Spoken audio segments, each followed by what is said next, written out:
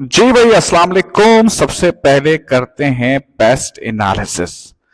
अच्छा, paste analysis से पहले आपको ये समझना पड़ेगा कि इंटरनल एनवायरनमेंट क्या होता है और एक्सटर्नल एनवायरनमेंट क्या होता है। देखो, इंटरनल एनवायरनमेंट का मतलब क्या है कि ये जो मेरा ऑफिस है, ये जो मेरा बिजनेस है, ये इसका internal environment, internal structure tall है, फ्लैट है, सेंट्रलाइजेशन है, डिसेंट्रलाइजेशन है, ज्योग्राफिकल स्ट्रक्चर बना हुआ है, प्रोडक्ट वाइज स्ट्रक्चर बना हुआ है, ये कहलाता है इंटरनल आपका इन्वायरमेंट। ठीक है बेटा। अब इसको आप डायरेक्टली कंट्रोल कर सकते हो। एक होता है आपका एक्सटर्नल इन्वायरमेंट, यानी कि जो बिजनेस है ये एग्जिस्ट करता है बेटा कहां पे, सोसाइटी में। अब इस चीज को मैं, जो सोसाइटी है, जो मेरे बिजनेस के बाहर का जो एनवायरनमेंट है, इसको मैं डायरेक्टली कंट्रोल नहीं करता, बल्कि इसकी वजह से मेरा बिजनेस अफेक्ट हो जाता है। Is that right? यहां पर इस एनवायरनमेंट में कुछ ऐसी चीजें हो सकती हैं जिससे मेरा बिजनेस अफेक्ट हो जाता है। वो पॉजिटिव है या नेगेटिव है, वो बात की बात है। वो क्या चीजें होती हैं एनवायरनमेंट में जिसकी वजह से बिजनेस इन्फ्लुएंस हो जाता है? या तो वो पी फॉर पॉलिटिकल फैक्टर होते हैं, या वो इकोनॉमिकल फैक्टर होते हैं, या वो सोशल फैक्टर होते हैं, और या वो टेक्नोलॉजिकल फैक्टर होते हैं। अब देखो, ये मैं डायरेक्टली कंट्रोल थोड़ी कर रहा हूं, इसके ऊपर नीचे आने में कोई मेरा डायरेक्टली हाथ नहीं है, बल्कि इनकी वजह से मेरा बिजनेस इन्फ्लुएंस हो जाता है। बात समझ में आती है? वो क्या है वो तो हम अभी डिटेल में देखेंगे, लेकिन पहले मैं आपको एक्सटर्नल एनवायरनमेंट बता रहा हूं कि इधर ये जो एनवायरनमेंट है, इसको एनालिसिस करने के लिए आपको political, economical, social, technological factor देखने पड़ेंगे। ये वो फैक्टर होते हैं जिसकी वजह से आपका बिजनेस इन्फ्लुएंस हो जाता है। और अगर आप बिजनेस को सरवाइव चाहते हो कि सर्वाइवल हो जाए, तो इस चीजों को आपको रिस्पॉन्ड करना पड़ेगा, आपको स्ट्रेटेजी लेके आनी पड़ेगी। इसको हम कहते हैं बेटा पेस्ट एनालिसिस। यह है इसका इंट्रोडक्शन। अच्छा, अब से पहला पी उठाते हैं, जो है पॉलिटिकल एंड लीगल। दरअसल पॉलिटिकल जो है, जो पॉलिटिकल जो गवर्नमेंट होती है, वो इन्फ्लुएंस करती है आपके लीगल सिस्टम को। ठीक है ना?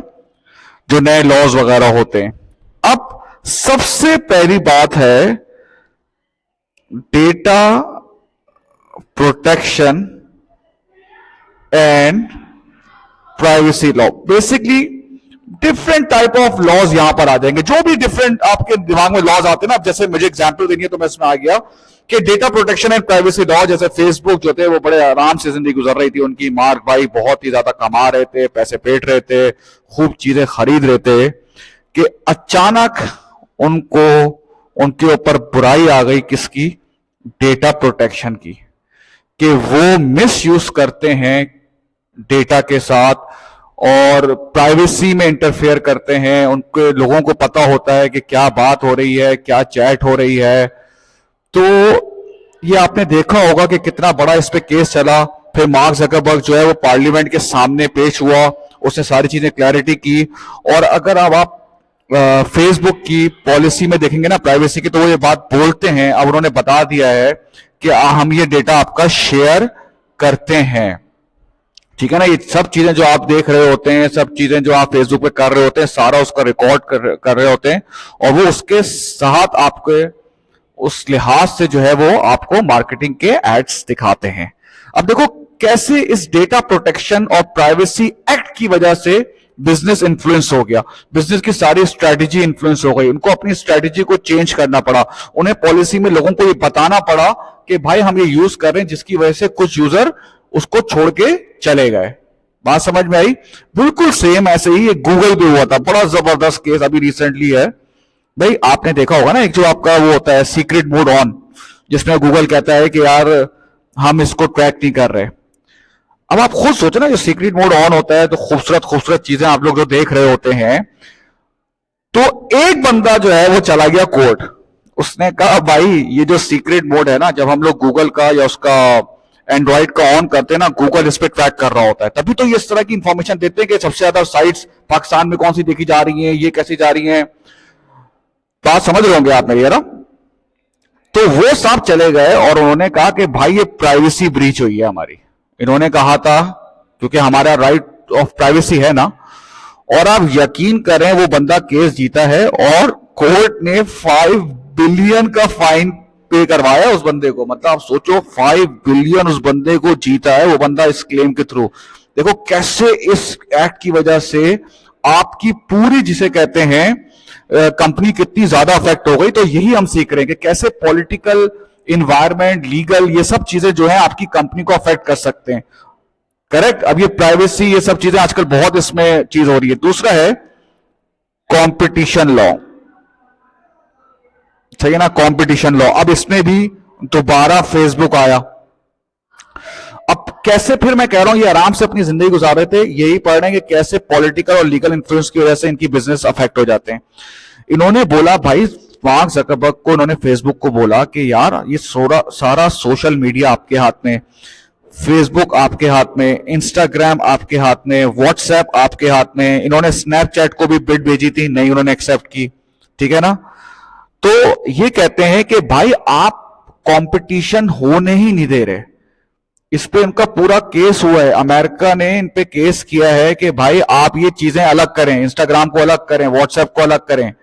ये कंपटीशन लॉस के अगेंस्ट है। हालांकि ये केस जीते, फिर जाहिर सी बात है इनके पास भी टॉप लॉयर्स होंगे, लेकिन कहने का मतलब है एक बंदा सही से चल रहा है, इसकी वजह से देखो कितनी ज्यादा मीटिंग्स करनी पड़ी होंगी, लॉयर्स को हायर करना पड़ेगा। ये यही पढ़ रहे हैं हम, कैसे पॉलिटिकल एंड लीगल फैक्टर्स की वजह से आपके बिजनेस को इन्फ्लुएंस हो गया। इनको बकायदा इस पे बोला गया है कि भाई अब आप ऐसे किसी सोशल मीडिया कंपनी को नहीं खरीदेंगे, क्योंकि पूरी पावर आपके हाथ में आ रही है, ठीक है ना। इसे कहते हैं कॉम्पिटिटिव लॉ, कंपटीशन वाले लॉ। ये माइक्रोसॉफ्ट ने भी था कि भाई आप ऑपरेटिंग सिस्टम में अपनी ही वो लेकर आ रहे हैं, कोई आपके खिलाफ खड़ा ही नहीं हो पा रहा। तो कंट्री वाइज कंट्री ये वेरी करता है, क्योंकि कंपटीशन, गवर्नमेंट ये देखती है कि फेयर कंपटीशन होना चाहिए, मोनोपोली क्रिएट नहीं होनी चाहिए। तो देखो इसकी वजह से कितना ये लोग इंपैक्ट में आ गए। फिर है एडवर्टाइजिंग रिलेटेड लॉ। इससे बिजनेस कैसे इंफ्लुएंस करता है। अब आप देखें ना, सारे सिगरेट के ऐड देख लें आप। अब आप देखें सिगरेट के ऐड नहीं आते, पहले आते थे। मूवीज में भी कई हद तक सिगरेट को नहीं वो दिखाते, क्योंकि यंगस्टर वगैरह लोग जो है वो अट्रैक्ट होते हैं। अब देखो इसकी वजह से टोबैको इंडस्ट्री, सिगरेट की सेल पे अब हो सकता है यार फर्क आया हुआ। देखो एक है, इमेजिन करो आप बार बार सिगरेट के ऐड देख रहे हो, यार ये सुट्टा मारा, ये फला टिमकाना, तो शायद और लोग बाय करेंगे। अब क्या है, एडवर्टाइजिंग लॉ की वजह से कुछ सर्टेन रिस्ट्रिक्शन आ गई है, कुछ चीजों को आप प्रोमोट नहीं कर सकते। क्या ये सिगरेट के बिजनेस को अफेक्ट करेगा? जी हां सर, ये अफेक्ट करेगा। बात समझ में आई? ये देखो क्या ये लॉ सिगरेट वालों ने बनाया? नहीं, ये गवर्नमेंट की लॉ की वजह से आपके बिजनेस पे अफेक्ट आ गया। करेक्ट। अब इसमें एक और सिगरेट से रिलेटेड देखो कि अमेरिका में अब 18 से लेके 18 खत्म हो गई है, 21 एज कर दी है सिगरेट के लिए लीगल एज। अब वो देखो जैसे भी लें, 2 नंबर तरीके से लें, वो बात की बात है, लेकिन अब लीगल एज लिकर और इसके लिए है 21। मतलब उस टोबैको के लिए तो 21 है कि सिगरेट वगैरह आप ले रहे हैं तो आप 21 की एज। अब देखो ये जो लीगल चेंज है, इससे इनकी कंपनी की सेल से फर्क पड़ेगा? जी हां पड़ेगा। अब ये वो फैक्टर्स हैं बेटा कि जिसकी वजह से आपका चलते चलते बिजनेस अच्छा खासा इंफ्लुएंस हो जाएगा। अब हो जाएगा एनवायरमेंटल लॉ। भाई एनवायरमेंट से रिलेटेड लॉ, एनवायरमेंटल से रिलेटेड लॉस क्या है? अब इसमें आप पेप्सी कोक को लें, ये इनके केस हुआ रिसेंट के भाई आप बहुत ज्यादा प्लास्टिक यूज कर रहे हैं बॉटल्स में, हद से ज्यादा प्लास्टिक यूज हो रहा है। इनको बहुत टिका के क्रिटिसिज्म हुआ और इन पे हो गए केसेस। अब देखो इसकी वजह से इन्होंने क्या किया, अपना एक रिसाइकिल प्लांट बनाया, ठीक है। इन्होंने कहा कि भाई अब वो इन्फ्लुएंस आ गया ना, ये मसला हुआ, अब मुझे अपने आप को चेंज करना पड़ेगा। अब इन्होंने कहा कि हम एक तो रिसाइकिल प्लांट बना रहे हैं जिसमें हम अपनी सारी प्लास्टिक की बोतल्स को रिसाइकिल किया करेंगे। बात समझ में आई? ये क्यों हुआ? क्योंकि इनके ऊपर केस हो गया, ठीक है ना। इसकी वजह से इनको ये स्टेप लेने पड़ गए, इन्फ्लुएंस हो गई है, जाहिर सी बात है अफेक्ट हो गई है। अब आप देखो इनको एक और क्रिटिसिज्म जो फेस करना पड़ा वो था वाटर कंजम्पशन का, कि आप वाटर बहुत ज्यादा कंज्यूम कर रहे हो, वेस्ट कर रहे हो। अब इसकी वजह से भी इनको बड़े स्टेप्स लेने पड़े कि किस तरीके से वाटर को कम से कम वेस्ट करें, और इन लोगों को ऑल्टरनेटिव सोर्स की तरफ जाना पड़ा कि ठीक है, अगर हम यहाँ पे वाटर यूज कर रहे हैं ज्यादा तो हम वहां पर कुआं भी खुदवा रहे हैं, हम खुद ये स्टेप्स ले रहे हैं, ठीक है ना। ये क्या हुआ जब इनको इस तरह के केसेस का सामना करना पड़ा। अब देखो फिर वही वाली बात है, चलते हुए जा रहे हैं, कंपनी अच्छी चल रही है, अब ये जो इश्यूज आते हैं जिसकी वजह से अफेक्ट होता है। अब जरा देखो minimum wage law, minimum wage law. अब पाकिस्तान में जैसे एंग्रो है जहां पर 3,000 एम्प्लॉयज काम करते हैं। अब अगर मिनिमम वेज लॉ बढ़ेगी, फॉर एग्जाम्पल अभी लेट्स से 25,000 समझ लें, अगर ये 25,000 से 30,000 जाएगी, इसकी वजह से जिस कंपनी के पास 3,000 एम्प्लॉयज हैं उसकी कितनी ज्यादा कॉस्ट बढ़ जाएगी। अब कितना ज्यादा वो इन्फ्लुएंस हो जाएगा, अफेक्ट हो जाएगा। अब वो क्या करेगा, या तो लोगों को निकालेगा या अपनी प्राइस को बढ़ा देगा। तो आप देखो कैसे पॉलिटिकल और लीगल फैक्टर्स की वजह से ये सब कितने बिजनेस में चेंज आया था। अगर आज अगर ये बोला जाए ए लेवल्स कॉलेजेस को कि भाई आपको अपनी कम से कम 40% जो इलेक्ट्रिसिटी कंजम्पशन है वो सोलर पे लेनी पड़ेगी आपको, तो देखो कितना फर्क आ जाएगा। इनको पहले इन्वेस्टमेंट करनी पड़ेगी, फिर वो पूरा सिस्टम लगाना पड़ेगा। बात समझ में आई। अच्छा, एक और चीज होती है पॉलिटिकल स्टेबिलिटी। ये भी बड़ा कहते हैं कि भाई पॉलिटिकल स्टेबिलिटी, देखो इसका मतलब क्या है। हर पॉलिटिकल जो गवर्नमेंट होती है वो इन्वेस्टर्स को, मल्टीनेशनल कंपनीज को बुलाती है, कुछ बेनिफिट देती है, कुछ इंसेंटिव्स देती है, कुछ टैक्स रिलीफ देती है। अब अगर पॉलिटिकल इंस्टेबिलिटी नहीं होगी, जैसे पाकिस्तान के बारे में अगर हमेशा ये बोला जाता है कि अगर पॉलिटिकल स्टेबिलिटी नहीं है तो इन्वेस्टमेंट कैसे आएगी। यार मुझे एक बात बताओ ना, मैं आपसे बात कर रहा हूं, आपने कहा फला फला टैक्स की रिलीफ देंगे, हम आपको ये बेनिफिट देंगे, मैंने $500 बिलियन की इन्वेस्टमेंट कर दी, मुझे पता चला गवर्नमेंट ही चेंज हो गई। अब हर जो गवर्नमेंट आती है उनके अलग रूल्स एंड रेगुलेशन होते हैं, मैं तो फंस गया ना। तो ये वो चीजें होती हैं जो आपके बिजनेस को इन्फ्लुएंस कर देती हैं। पहला था पॉलिटिकल एंड लीगल फैक्टर। अच्छा, उसके बाद हम देखते हैं इकोनॉमिक फैक्टर के। इकोनॉमिक फैक्टर क्या होता है, इकोनॉमी ऊपर जा रही है, नीचे जा रही है, इससे बिजनेस पे कैसे अफेक्ट आता है। सबसे पहली बात है रेट ऑफ इकोनॉमी। इकोनॉमी ऊपर जा रही है, इकोनॉमी डाउन जा रही है, इससे बिजनेस पे क्या अफेक्ट आएगा। अब जैसे फॉर एग्जांपल आप जैसे मर्सिडीज की बात कर लेते हैं। मर्सिडीज के कुछ प्रीमियम ब्रांड्स भी हैं, कुछ प्रीमियम मॉडल भी हैं, और कुछ अफोर्डेबल पीपल के भी मॉडल हैं। जहां मर्सिडीज ये देखेगा कि जिस कंट्री में वो ऑपरेट कर रहा है और वो ये देखता है इकोनॉमी ऊपर जा रही है, तो वो अपने लग्जरियस जो ब्रांड है जिसमें एस क्लास आती है, सही है, उसकी प्रोडक्शन ज्यादा कर देगा। लेकिन जैसे ही इकोनॉमी डाउन होती है, लोगों के पास पैसा नहीं होता, तो वो अपना जो लेस अफोर्डेबल, जैसे अफोर्डेबल ब्रांड होता है, जैसे सी क्लास है, उसकी प्रोडक्शन ज्यादा कर देगा। ये होता है इकोनॉमी के ऊपर और नीचे आने से क्या फर्क पड़ता है बिजनेस पे। जाहिर सी बात है, इकोनॉमी ऊपर जा रही है तो मैं हाई प्राइस चार्ज करूंगा, हाई प्राइस के मॉडल लेकर आऊंगा। और अगर इकोनॉमी लो जा रही है तो मुझे जाहिर सी बात है इसको रिस्पॉन्ड करने के लिए मुझे अपना थोड़ा सा चीप प्रोडक्ट भी लाना पड़ेगा। इसे कहते हैं इकोनॉमिक ग्रोथ की वजह से बिजनेस पे कैसे इफेक्ट आता है। अब सबसे पहली बात है पाकिस्तान एक्सचेंज रेट की बात करते हैं। हम देखें सबसे ज्यादा, अब आप देखें डॉलर की प्राइस कहां तक पहुंच गई है। सबसे ज्यादा मुझे ऐसा लगता है जो इससे अफेक्ट हुई है वो हुई है ट्रैवल इंडस्ट्री। ऐसा ही है बेटा, मतलब आप सोचो, पहले मैं अपनी बात भी करूं, हर 6 मंथ्स में मैं फॉरेन ट्रिप करता था, ठीक है, नॉर्मली आपका 5 से 6 या 7 लाख रुपए खर्चा आ जाता था। लेकिन अब क्योंकि डॉलर रेट इतना ज्यादा है, ओवरऑल इतना ज्यादा इन्फ्लेशन बढ़ गई है कि वही चीज जो है हमारा जो 6-7 5 लाख का ट्रिप होता था वो 12-13 10-12 का पहुंच गया है। तो देखो एक्सचेंज रेट मूवमेंट की वजह से कितना ज्यादा फर्क आया। फिर वो जो इसका एक सेपरेट पोर्शन है एक्सचेंज रेट इंपोर्ट एक्सपोर्ट का, उससे भी बहुत ज्यादा फर्क आता है, लेकिन वो एक डिफरेंट टॉपिक है, उसमें डिटेल में होगा वो। ये तो मैंने आपको एक पर्टिकुलर चीज बता दी है। अब आप टैक्स रेट की बात करते हैं। टैक्स रेट बढ़ने की वजह से क्या होगा, आपकी कॉस्ट जो है वो बढ़ जाएगी और प्रॉफिट क्या हो जाएगा, कम हो जाएगा। अब अगर टैक्स रेट बढ़ रहा है तो जो एम्प्लॉयज हैं, एक तो हमने कॉर्पोरेट की बात करी, कॉर्पोरेट का टैक्स रेट बढ़ेगा तो उसके पास पैसा कम हो जाएगा जो कि शेयर होल्डर को देने के लिए होता है। सेम ऐसे ही अगर एम्प्लॉय इनकम टैक्स है, टैक्स बढ़ गया तो एम्प्लॉयज के पास जो इनकम हाथ में आएगी, वो इनकम जो है जो हाथ में आएगी वो कम हो जाएगी। जब कम हो जाएगी तो वो स्पेंड भी कम ही करेगा, सस्ती चीजों पे ज्यादा खर्च करेगा, क्योंकि उसकी इनकम क्या हो गई है बेटा, कम हो गई है। ऐसे कहते हैं टैक्स रेट की वजह से इकोनॉमी, ओवरऑल इकोनॉमी में क्या फर्क आया। अब मैं अगर कोई चीज बेच रहा था तो अगर टैक्स रेट बढ़ा है तो मेरी चीज महंगी हो जाएगी, बात समझ में, और महंगी होने की वजह से डिमांड में भी फर्क आएगा। फिर अगर आप किसी कंट्रीज वगैरह की बात करें तो आयरलैंड में टैक्स रेट बहुत कम है। अब इसकी वजह से क्या हुआ, गूगल,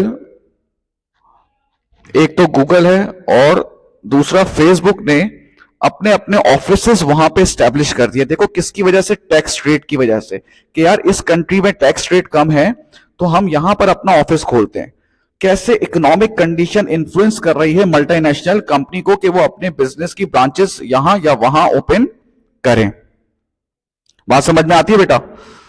ये सब क्या है, इकोनॉमिक फैक्टर्स की वजह से बिजनेस पे जो फर्क आ रहा है। अब है इंटरेस्ट रेट। पहले देखो बहुत कौन कौन सी ऐसी चीजें हैं जिसका डायरेक्ट इंपैक्ट इंटरेस्ट पर आता है जो लोग लोन लेके खरीदते हैं।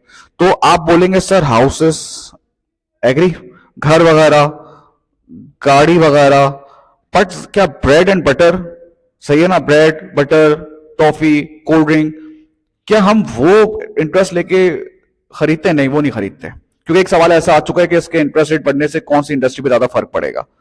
तो अगर आप देखें इंटरेस्ट रेट बढ़ रहा है तो जितनी हाउस लोग जो लेते हैं इंटरेस्ट पे, जो लेते हैं, जो बैंक से लोन लेके लेते हैं, जाहिर सी बात है जब इंटरेस्ट रेट बढ़ेगा तो डिमांड जो है वो उसकी कम हो जाएगी। लोग कहेंगे यार अभी हम नहीं ले रहे कोई घर वगैरह। इससे होगा क्या बेटा, इससे होगा क्या कि जो रियल एस्टेट मार्केट है ना, रियल एस्टेट मार्केट जो होती है वो बहुत ज्यादा अफेक्ट हो जाती है।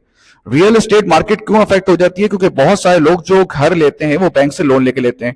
अब जब लोन बढ़ेगा तो इंटरेस्ट रेट भी बढ़ेगा, तो वो लोग क्या करेंगे भाई, वो लोग कहेंगे यार अभी नहीं लेने की जरूरत है। सेम ऐसे ही गाड़ी, अक्सर लोग जो गाड़ियां लेते हैं वो लीज करा के लेते हैं। सेम ऐसे ही अगर इंटरेस्ट रेट बढ़ेगा तो लोग कम से कम लीज कराएंगे, तो गाड़ी के बिजनेस पे अफेक्ट आ जाएगा। देखो किस तरीके से इकोनॉमिक कंडीशन की वजह से ये सब हो रहा है। अच्छा दूसरी चीज, जब इंटरेस्ट रेट लेस होता है ना तो बिजनेस एक्सपेंड की तरफ जाता है, एक्सपेंशन की तरफ जाता है, ऐसा है नहीं है? जैसे फॉर एग्जाम्पल मैंने कहा कि यार अभी इंटरेस्ट रेट कम है, हम अपनी एक ब्रांच लॉन्च कर देते हैं। तो जैसे ही कोई भी ब्रांच बढ़ती है, एक्सपेंशन होती है, तो इकोनॉमिक ग्रोथ होती है। और ये बात हम कहीं बहुत पहले भी डिस्कस कर चुके हैं कि जो एक बिजनेस स्टैब्लिश होता है ना, वो एक बिजनेस नहीं होता बल्कि अपने साथ एक ओवरऑल 4-5 या ज्यादा बिजनेस को लेके चल रहा होता है। बात समझ में? जैसे फॉर एग्जाम्पल मैंने कहा, फॉर एग्जाम्पल मैं एक कॉलेज हूं, मैंने कहा यार मैं इंटरेस्ट रेट कम है, चलो यार एक ब्रांच में ओपन करता हूं। अब देखो कौन कौन से मेरे ब्रांच ओपन करने की वजह से किस किस बिजनेस के पास पैसा आ जाएगा, किस किस बिजनेस की डिमांड बढ़ जाएगी। मुझे चेयर्स चाहिए होंगी, करेक्ट, मुझे एसीज चाहिए होंगे, मुझे व्हाइट बोर्ड चाहिए होंगे, मुझे कंप्यूटर चाहिए होगा, मुझे प्रिंटर चाहिए होगा, वहां पे लोगों को जॉब्स मिलेगी। ये इसे कहते हैं इकोनॉमिक ग्रोथ होना। तो देखो इंटरेस्ट रेट के कम या ज्यादा होने से कितना फर्क पड़ता है, ये कहलाता है इकोनॉमिक इन्फ्लुएंसेस ऑन बिजनेस। अच्छा उसके बाद आएगा सोशल, ठीक है। अब सोशल में एक चीज तो आती है, डेमोग्राफिक पैटर्न क्या है, मतलब एज डिवीजन क्या है, सही है ना। बच्चे ज्यादा हैं, बड़े ज्यादा है, मतलब डेमोग्राफिक होती है स्टडी ऑफ पॉपुलेशन। मैरिड लोग ज्यादा हैं, बैचलर ज्यादा हैं, सिंगल मदर ज्यादा हैं, बात समझ में आती है, लड़के ज्यादा हैं, लड़की ज्यादा हैं। इससे भी बिजनेस पे इंपैक्ट होता है। अब मैं आपको बताता हूं कैसे। देखो अगर ओल्ड लोग ज्यादा हैं, ओल्ड लोग, तो इसका मतलब क्या हुआ, medical related facilities, medicine, hospitals, doctors, इनकी डिमांड रिलेटिवली ज्यादा होगी। बात समझ में आई? अगर देखो बर्थ रेट ज्यादा हो रहा है, देखो किसी जगह पे बर्थ रेट बहुत ज्यादा है, इसका मतलब है बेबी प्रोडक्ट, पैम्पर्स, इन सब चीजों की डिमांड जो है वो क्या हो जाएगी, बढ़ जाएगी। अगर टीन एज लोग ज्यादा हैं, सही है ना, 18, 19, 20, 21, इस तो अब इस टाइप के एज के लोग क्या चीज पसंद करते हैं, कैफे हो गया, स्पोर्ट्स हो गए, रिक्रिएशनल एक्टिविटी हो गई, एंटरटेनमेंट हो गई, इस टाइप की चीजें देखो फर्क पड़ जाता है इससे, सही ना। इससे डिमांड में फर्क पड़ जाता है कि कौन सी एज पैटर्न ज्यादा है, उस एज पैटर्न की जो डिजायर्स होते हैं उन चीजों की डिमांड कंट्री में बढ़ जाती है। ठीक है, ये तो हो गई डेमोग्राफिक स्टडी। फिर होता है सोशल इशू, कल्चर, ट्रेंड। इसकी बात करते हैं ना, जैसे आप देखें, जैसे आजकल लोग जो हैं वो हेल्थ कॉन्शियस ज्यादा हो गए हैं। तो आपने ये देखा होगा कि जो फास्ट फूड रेस्टोरेंट भी हैं लाइक मैकडोनल्ड्स वगैरह, उन्होंने भी हेल्दी मील जो है इंट्रोड्यूस किया हुआ है। ठीक है ना, हेल्दी मील इंट्रोड्यूस किया हुआ है क्योंकि कल्चर जो है वो चेंज हो रहा है, ट्रेंड जो है वो चेंज हो रहा है। अब आप देखें कैसे कितने कैफेज आ गए हैं यहाँ पर जो कि डाइट मेन्यू भी देते हैं, जो कि 25, 30, 10, 15 साल पहले नहीं था। इसे कहते हैं सोशल इंपैक्ट आ रहा है क्योंकि कल्चर चेंज हो रहा है। बात समझ में आती है। अब आप अगर और चीज देखें कि पहले जो स्नैपचैट था ना, स्टोरीज वगैरह का जो कॉन्सेप्ट लाया है वो स्नैपचैट लाया है, सही है ना। उसके बाद देखें एक शिफ्ट हुआ, कल्चरल शिफ्ट हुआ, एक ट्रेंड में चेंज आई। फिर फेसबुक ने भी रील्स जो है वो इंट्रोड्यूस कर दी, इंस्टाग्राम ने भी रील्स इंट्रोड्यूस कर दी, शॉर्ट वीडियोस का जो ट्रेंड है। फिर उन्होंने स्टोरीज लगाना भी, व्हाट्सएप पे भी स्टोरी लग सकती है। देखो ये जो चेंज आता है ना, ये सोशली चेंज आ रहा है कि क्या चीज दुनिया जो है वो एक्सेप्ट कर रही है और आप उसी तरीके से आप अपने आप को लेकर आ रहे हो। जैसे स्टारबक्स ने बेटा चाइना में ग्रीन टी फ्लेवर जो है वो इंट्रोड्यूस किया है, ग्रीन टी फ्लेवर, क्योंकि उन्होंने देखा कि यहां के लोगों में इस चीज की जो वो है डिमांड है, इस चीज की ज्यादा है। करेक्ट। अब वो उन्होंने पाकिस्तान में नहीं किया, वो उन्होंने कहां किया, वो उन्होंने जिसे कहते हैं चाइना में किया। तो सोशल इन्फ्लुएंस क्या होता है कि जो कल्चर, सोसाइटी, रिलीजन की वजह से आपको अपना प्रोडक्ट चेंज करना पड़ेगा। जैसे आप मैकडोनल्ड्स में जब आप पाकिस्तान में जाते हो, आप ये तो नहीं पूछते हलाल है हराम है कौन सा वाला, लेकिन जब आप बाहर जाते हो कहते हैं अच्छा आप मुस्लिम, क्योंकि बर्गर में एम लिखा हुआ होता है, उसने कहा ये 2 बर्गर आपके लिए, ये आप खा सकते हैं। ये कहता है cultural social influence of on business. जैसे इंडिया में महाराजा बर्गर इंट्रोड्यूस हुआ, वेजिटेबल बर्गर इंट्रोड्यूस हुआ है, वहां पे वो बीफ नहीं, क्योंकि वो वहां के सेंटिमेंट्स को हर्ट कर सकता है वहां के लोगों के। इसे कहते हैं सोशल इन्फ्लुएंस। ठीक है। सेम ऐसे आप देखें लेज वगैरह के, अगर आप देख लें जो लोकल फ्लेवर्स होते हैं, दही बड़े, आलू चाट, ये टिपिकल इंडिया और जिसे कहते हैं कि पाकिस्तान के फ्लेवर्स हैं। इसे कहते हैं सोशल इन्फ्लुएंसेस ऑन बिजनेस के कल्चर की वजह से, सोसाइटी की वजह से, ट्रेंड्स की वजह से आपके बिजनेस में क्या इफेक्ट आता है। ठीक है बेटा। अब आप टेक्नोलॉजिकल इन्फ्लुएंसेस, टेक्नोलॉजी की वजह से क्या इंपैक्ट आता है बिजनेस में। अब देखें एआई और ये जो चैट जीपीटी है, इस पे मैं कितना टाइम गुजार सकता हूं कि इसके आने की वजह से कितना फर्क पड़ा है। अब आप देखें चैट जीपीटी सारे काम कर सकता है, सही है। आप क्या नाम है वो कहते हैं ना कंटेंट राइटिंग कर सकता है। मुझे कंटेंट राइटिंग की जरूरत नहीं रही, अगर मेरा बिजनेस है और उसमें 10 कंटेंट राइटर थे, मैं 10 में से 2 कर दूंगा। देखा कैसे टेक्नोलॉजी के आने की वजह से मुझ पे चेंज आया। अब जो कस्टमर सर्विस है, जहां पे सारे कस्टमर्स, और आप देखें कस्टमर सर्विस डिपार्टमेंट ऐसे होते हैं जहां रिपीटेड क्वेश्चंस होते हैं, वहां उन्होंने बॉट्स क्रिएट कर दिए कि फ्रीक्वेंट आस्क क्वेश्चन को लिया, बॉट्स क्रिएट कर दिया, वो खुद ब खुद आंसर देते हैं। इसे कहते हैं ऑटोमेट करना। और फिर अगर कोई आंसर नहीं होता कहते हैं प्रेस 0 दबाएं ताकि आपसे हमारा बंदा कांटेक्ट करे। तो 70 to 80% क्वेरीज देखो बेटा उस टेक्नोलॉजी की वजह से क्या होती है, दूर हो जाती है। टेक्नोलॉजी चेंज हुई है, इन्फ्लुएंस आया है लोगों पे। अब जैसे मैं बना रहा हूँ, ये आईपैड पे चीज बना रहा हूँ, ये सब चीजें यूट्यूब, अब इसको सोशल और टेक्नोलॉजी दोनों में ले जाए आप कि देखो अब टीचर्स को अपने आप को चेंज करना पड़ेगा। अब हर बच्चा ये कहता है कि नहीं यार आपके पास आपकी ड्राइव होनी चाहिए, आपके लेक्चर्स हैं। ये पहले 15-20 साल पहले नहीं था, ये 5-6 साल पहले भी नहीं था, ये कोविड के बाद आया। तो टेक्नोलॉजी प्लस सोशल दोनों फैक्टर इसमें इन्वॉल्व हैं। तो अब आप देखो कि टेक्नोलॉजी की आने की वजह से चीजों पे कितना फर्क आता है। टेक्नोलॉजी चेंज हो रही है। जैसे अभी नया सैमसंग आया है, जो नया मॉडल बेटा लॉन्च आया है, उसमें क्या हुआ है, उन्होंने एआई इंट्रोड्यूस किया अपने मोबाइल फोन्स में।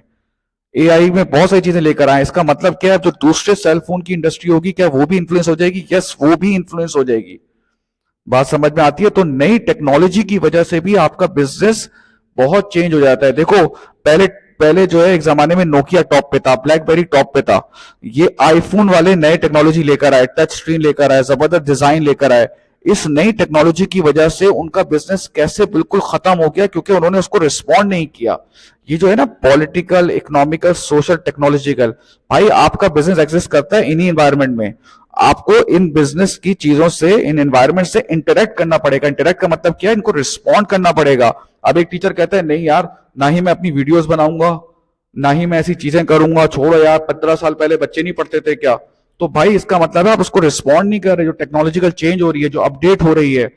तो सेम ऐसे ही जब टेक्नोलॉजी चेंज होती है बेटा, तो इससे भी बिजनेस में बहुत ज्यादा चेंज आता है, जिसमें अब नेक्स्ट 2-3 ईयर्स में एआई की वजह से वीडियोग्राफर की जॉब चली जाएगी। अब आप देखें ना, एक मैंने संदीप महेश्वरी का क्लिप देखा था, उसने कहा तुम ये देखो कि ये एक दुल्हन बनी बैठी हुई है बंदी, और ये आर्टिफिशियल है, आपको लगेगी भी नहीं। तो उसने कहा देखो कितने लोगों की जॉब चली गई, ये जो मॉडल बैठी हुई है जिसको हम अच्छे खासे पैसे देते हैं, अब इसकी जॉब नहीं है। जो हम लोग वेन्यू बुक करते थे, वेन्यू वाले को पैसे देते थे, उसकी जॉब चली गई। फिर जो मेकअप आर्टिस्ट है उसकी जॉब चली गई, जो फोटोग्राफर है उसकी जॉब चली गई। तो देखो टेक्नोलॉजी की वजह से एक फोटोग्राफी या मॉडल बिजनेस पे कितना ज्यादा फर्क आया, मॉडल्स की जॉब पे भी फर्क आ जाएगा। आपने देखा होगा ना बीबीसी वगैरह पे वो जो वो पढ़ रहा होता है एआई के उससे। तो इसे कहते हैं टेक्नोलॉजिकल इन्फ्लुएंसेस ऑन बिजनेस। ये है आपका बेटा बेस्ट एनालिसिस।